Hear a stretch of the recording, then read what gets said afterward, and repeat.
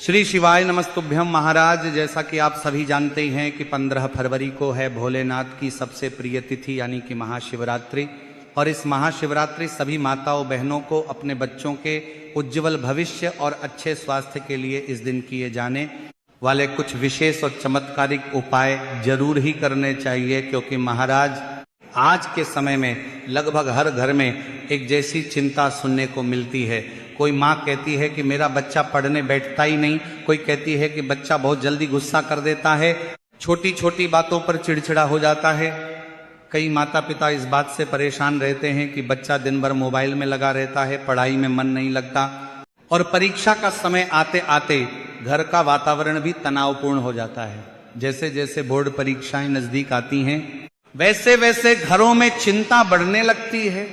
बच्चे भी दबाव महसूस करते हैं, कुछ बच्चे मेहनत करते हुए भी घबरा जाते हैं, कुछ का आत्मविश्वास टूट जाता है और कुछ बच्चे गुस्से या जिद के कारण पढ़ाई से दूर होने लगते हैं। माता पिता समझ नहीं पाते कि बच्चे को डांटें, समझाएं या उसे प्यार से संभालें। तो महाराज ऐसे समय में केवल पढ़ाई ही नहीं बल्कि घर का सकारात्मक वातावरण और बच्चों का मानसिक संतुलन भी बहुत जरूरी होता है। और इसी कारण महाशिवरात्रि का समय बहुत विशेष माना जाता है, क्योंकि यह केवल पूजा का पर्व नहीं बल्कि जीवन की नकारात्मकता को दूर करने और नई शुरुआत करने का अवसर भी होता है। भगवान शिव को भोलेनाथ कहा जाता है। वे सरलता से प्रसन्न होते हैं और सच्चे मन से की गई प्रार्थना को स्वीकार करते हैं। महाशिवरात्रि की रात को साधना और संकल्प की रात कहा जाता है। इस दिन परिवार यदि बच्चों की पढ़ाई, उनके भविष्य और उनके स्वभाव को लेकर सकारात्मक संकल्प करे तो उसका अच्छा प्रभाव देखने को मिलता है।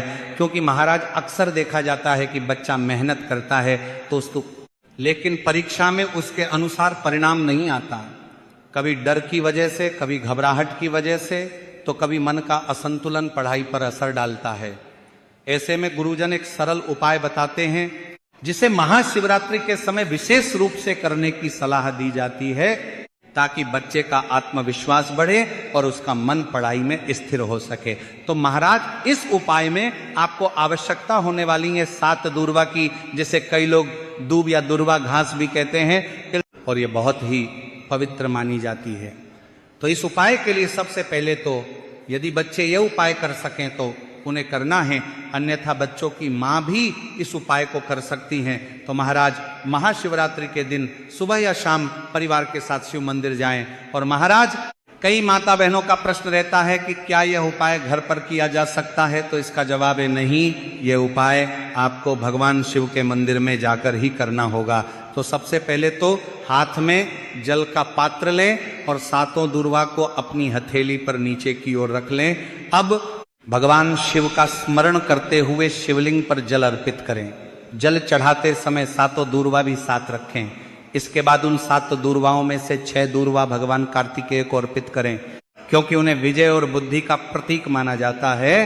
तो महाराज 6 दूर्वा आपको शिवलिंग पर कार्तिकेय जी वाले स्थान पर अर्पित करनी है, और जो शेष 1 दूर्वा बचेगी उसे आपको फिर शांत मन से शिवलिंग को स्पर्श कर अपनी प्रार्थना कहें कि बच्चा मेहनत कर रहा है लेकिन उसे आत्मविश्वास, धैर्य और सफलता का आशीर्वाद मिले, उसके मन से डर, गुस्सा और आलस्य दूर हो।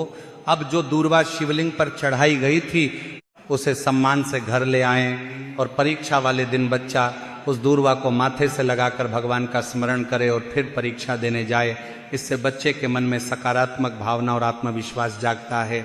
लेकिन महाराज यहाँ एक बात समझना भी जरूरी है कि उपाय तभी फल देते हैं जब बच्चा मेहनत भी करे, माता पिता का सहयोग, घर का शांत वातावरण और बच्चे की नियमित पढ़ाई, ये सब मिलकर ही सफलता का मार्ग बनाते हैं।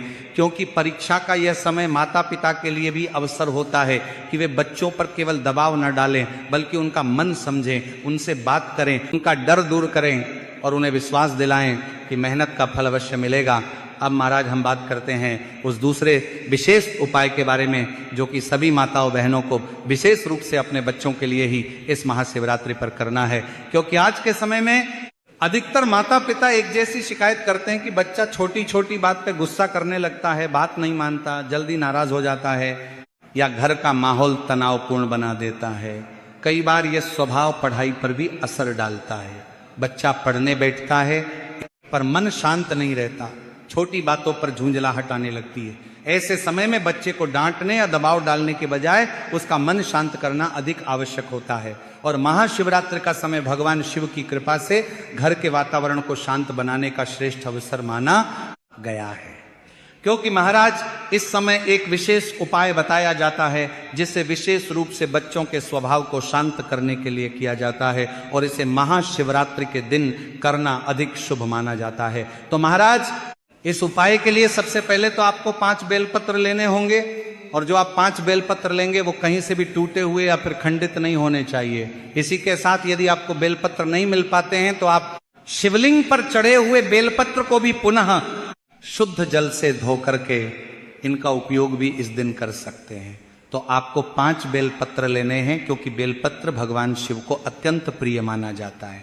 तो महाराज ध्यान दीजिए, जो आपने 5 बेलपत्र ली हुई है उन्हें आपको महाशिवरात्रि के दिन आपका जो बच्चा बहुत अधिक गुस्सा करता है उसके हाथों से 5 बेलपत्र को स्पर्श करवर करके इन्हें आपको लेकर के पहुंचना है भगवान शिव के मंदिर में। अब महाराज आपको शिवलिंग के सामने उत्तर दिशा की ओर मुख करके खड़े हो जाना है, और 5 बेलपत्र एक साथ नहीं बल्कि एक एक करके शिवलिंग पर आपको चढ़ाने हैं, और प्रत्येक बेलपत्र चढ़ाते समय आपको माता उमा का स्मरण करना है। यहाँ विशेष बात यह है कि माता पार्वती के नाम की जगह आपको उमा नाम का स्मरण करना है। तो शांत मन से एक एक बेलपत्र शिवलिंग पर आपको अर्पित करते जाना है और प्रार्थना करनी है कि बच्चे के मन से क्रोध, जिद और चिड़चिड़ापन दूर हो, उसका मन पढ़ाई में लगे और वह घर के वातावरण को भी शांत रखे। तो महाराज जब यह उपाय श्रद्धा और विश्वास के साथ किया जाता है तो धीरे धीरे बच्चे के स्वभाव में परिवर्तन दिखाई देने लगता है।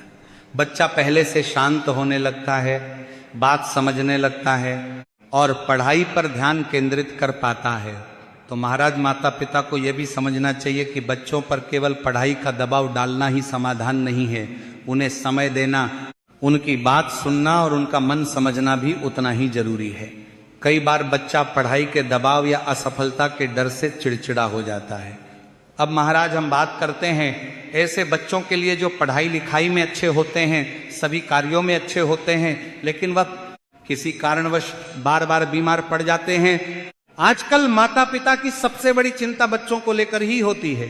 कोई बच्चा पढ़ाई में अच्छा है लेकिन बार बार बीमार पड़ जाता है, कोई बच्चा मानसिक रूप से कमजोर महसूस करता है, कोई बच्चा मेहनत करता है पर शरीर साथ नहीं देता, बार बार सर्दी, खांसी, बुखार या कमजोरी उसे पढ़ाई से दूर कर देती है। और महाराज जब बच्चा बार बार बीमार होता है तो उसकी पढ़ाई भी प्रभावित होती है, वह पीछे छूटने लगता है और उसका आत्मविश्वास भी कम होने लगता है। माता पिता भी चिंता में पड़ जाते हैं कि आखिर क्या करें। तो महाराज आपको भी आने वाली महाशिवरात्रि पर एक सरल उपाय बच्चों के स्वास्थ्य और मानसिक शक्ति को मजबूत करने के लिए अवश्य करना चाहिए। ये उपाय बहुत कठिन नहीं है, बस श्रद्धा और नियम का ध्यान रखना होता है, और यह उपाय आपको महाशिवरात्रि पर शाम को प्रदोष काल में करना है।